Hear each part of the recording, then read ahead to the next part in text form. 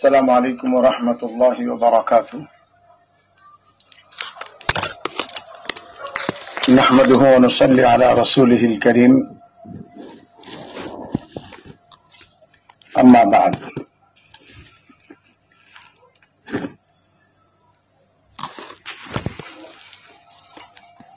قال رسول الله صلى الله عليه وسلم: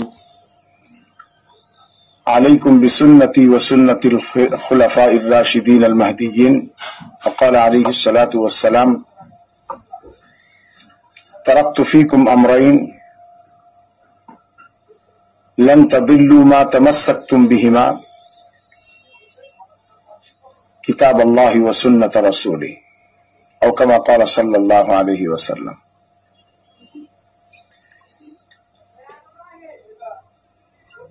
দাওয়াত ও তাবলীগের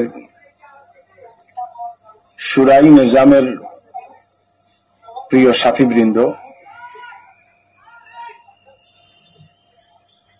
আপনাদেরকে একটা মেসেজ দেওয়ার জন্য আমি জীবনে প্রথম লাইভে আসলাম। আসলে আমার কোনো ফেসবুক নাই, শুধু আপনাদেরকে একটা মেসেজ দেওয়ার জন্য আজকে দুটি বা তিনটি বিষয় আপনাদের সামনে উপস্থিত করার জন্য। প্রথম বিষয়টি হলো, আপনারা জেনে খুব খুশি হবেন, আলহামদুলিল্লাহ সুম্মা আলহামদুলিল্লাহ, আমরা প্রশাসন থেকে এতটুকু জানতে পেরেছি যে মাঠ বিষয়ে, ইজতেমা বিষয়ে পূর্বের সিদ্ধান্তই বহাল আছে এবং ইনশাআল্লাহ পূর্বের সিদ্ধান্তই বহাল থাকবে। আমাদের সাথীদের এ ব্যাপারে কোনো পেরেশান হওয়ার কিছু নাই। তবে হ্যাঁ, আমাদের সাথীদের পেরেশানি হলো মাঠ তো আমাদেরকেই তৈরি করতে হয়। আমাদের অপর দিকের শখসি নিজামের মাওলানা সাদ সাহেবের অনুসারী যে ভাইরা আছেন, ওনারা ইজতেমাতে তো জামাইয়ের মতো আসেন এবং জামাইয়ের মতোই তারা চলে যান, তাদেরকে তো কোনো কাজ করতে হয় না। মাঠ প্রস্তুতি গোটাটাই আমাদেরকে করতে হয়। তো আমাদের ইজতেমার সময় খুবই অল্প বাকি। একদম আপনারা জানেন 31 তারিখ পর্যন্ত হইলে এই এক মাস, আর এক মাসের ঊর্ধ্বে আর মাত্র কয়েকদিন। এই সময়ের মধ্যে এই সুবিশাল ময়দানকে তৈরি করতে হবে, সেই সাথে আশরাফ টেক্সটাইলের এখানে এবং হোন্ডা কারখানার এখানে যে অতিরিক্ত জায়গা, সেটাকেও আমাদের প্রস্তুত করতে হবে। তো এই জন্য আমি লাইভ করতে দেরি করে ফেলেছি। সাথীদেরকে বলছি, এখন যারা আমার লাইভ দেখছেন বা শুনছেন বা শুনতে পাচ্ছেন, সকলকে আবেদন করবো, আজকে ছুটির দিনও আছে, কাজের জন্য প্রচুর সাথী ময়দানে চলে আসবো।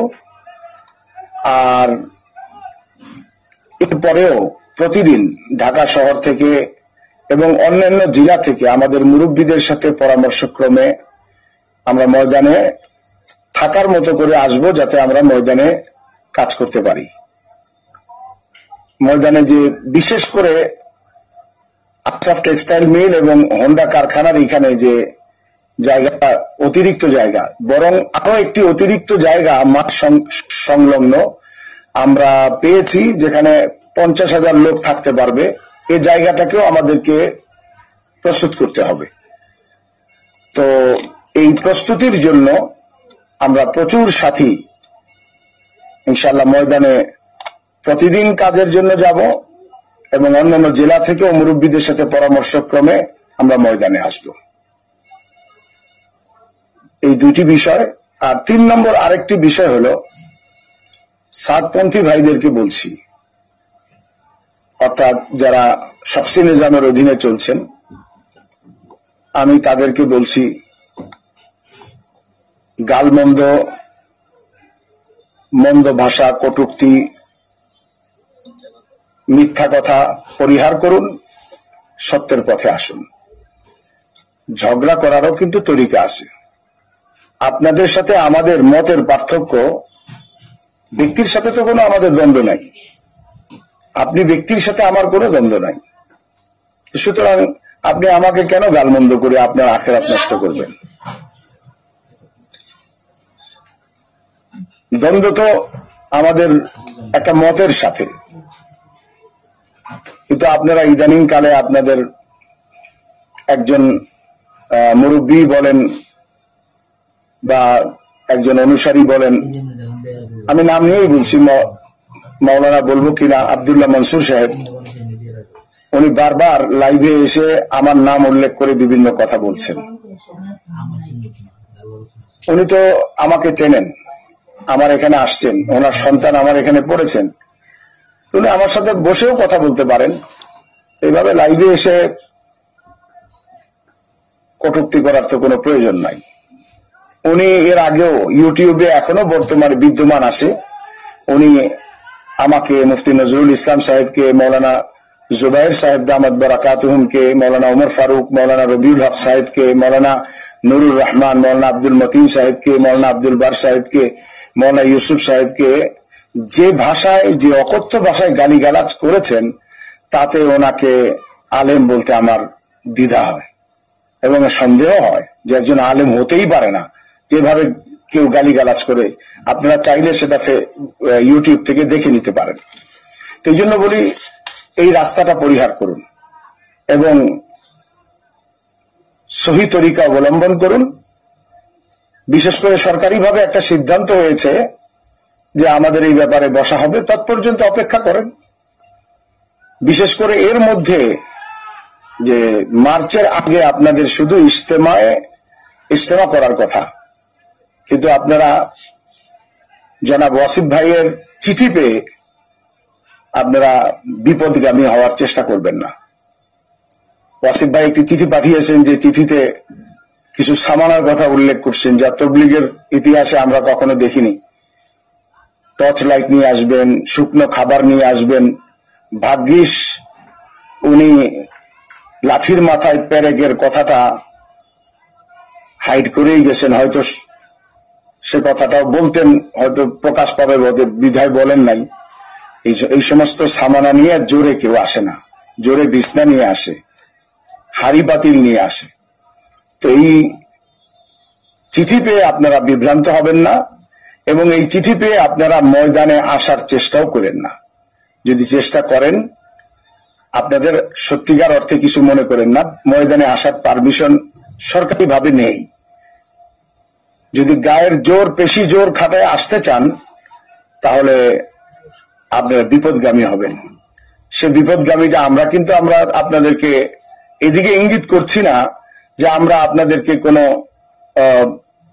প্রতিশোধ নেব বা হাত উঠাবো, এটা আমরা কখনোই করব না। এটা 2018 সনেও আমরা করি নাই, এরপরেও করি নাই, আজও করব না, ভবিষ্যতেও করব না। গতকালকে আমরা সাংবাদিক সম্মেলনেও বলেছি, মাঠ রক্ষার্থে আমরা প্রয়োজনে রক্ত দেব, কিন্তু কারো রক্ত নেব এ কথা তো বলি নাই। কারো সাথে আমরা হাত উঠাবো না। মুসলমান কখনো জালেম হয় না। জালেম সে যে মেহনতি করুক, জালেম কিন্তু আল্লাহ হেদায়েত দিবেন না। এই জন্য আপনাদেরকে বলি যে আপনাদেরকে মাঠে আসার অনুমতি নাই। যদি মাঠে আসার চেষ্টা করেন, তাহলে সেক্ষেত্রে সরকারি আইন লঙ্ঘন করে আপনারা আইন শৃঙ্খলা নষ্ট করে বিপদগামী হবেন। অর্থাৎ সরকারিভাবে আপনারা বিভিন্ন মামলা মোকদ্দমা, গ্রেফতারি ইত্যাদির মধ্যে পড়ার সম্ভাবনা আছে। আমি গ্রাম এবং সাধারণ সাথী, গ্রামের সাথী যারা এই সকল বিষয়ে ভাবেন না, শুধুমাত্র ব্যক্তি মহব্বতের কারণে দৌড়ে চলে আসেন, তাদেরকে সতর্ক করে বলছি, এই কাজটা করবেন না। আপনারা সরকারি এবং ত্রিপক্ষীয় যে একটা সিদ্ধান্ত হয়েছে সেটাকে সম্মান করুন, অপেক্ষা করুন, ইজতেমা উভয় পক্ষের হয়ে যাক, এরপরে বসে এটার সমাধান হবে। তৎপর্যন্ত একটু অপেক্ষা করুন। চলুন আমরা উভয় পক্ষ আল্লাহ পাকের কাছে দোয়া করি। আল্লাহুম্মা আরিনাল হাক্কা হাক্কান ওয়ারযুকনা ইত্তিবাআহ ওয়া আরিনাল বাতিলা বাতিলান ওয়ারযুকনা ইজতিনাবাহ।